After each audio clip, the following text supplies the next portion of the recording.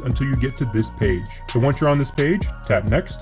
Now what you're going to do from here is going to depend on if you have your old device physically with you, or if you use the USB transfer method that I showed you guys a minute ago.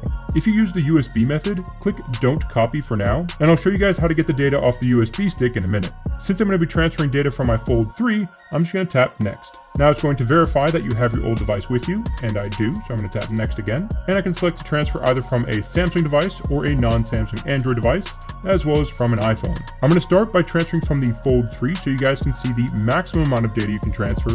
Then I'll show you guys the limitations when transferring from either a non-Samsung Android device or an iPhone. So for now, I'm just going to tap Galaxy Android, then I'll tap Continue to agree to the terms and conditions, and it'll give me two connection options, either connecting with a cable or wirelessly.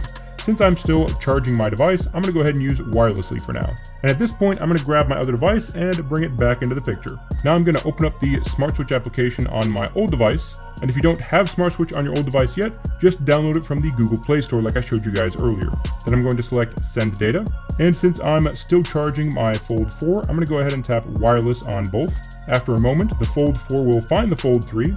I just have to allow the connection on the Fold 3. Now the Fold 4 is going to search through all the data on the old device to find out what it can transfer. And one more thing I want to point out while it's searching through this data is that you may notice that the screen is brighter on the old devices I'm using compared to the Fold 4. And that's because the Fold 4's brightness is significantly limited until you finish setting up the device, at which point the brightness would be about the same between the two devices. Now that it's finished checking through all the data, I have the same three options that I had when I was using the USB stick method. I'm going to select Custom again so I can show you guys the extra things you can transfer when connected directly to the old device. Now I'm just going to tap Next, and I'll be met with a list of everything I can transfer. Now since I already went through all these transfer options when I showed you guys how to transfer data to a USB stick, I'm not going to go through them again here. I'm just going to show you guys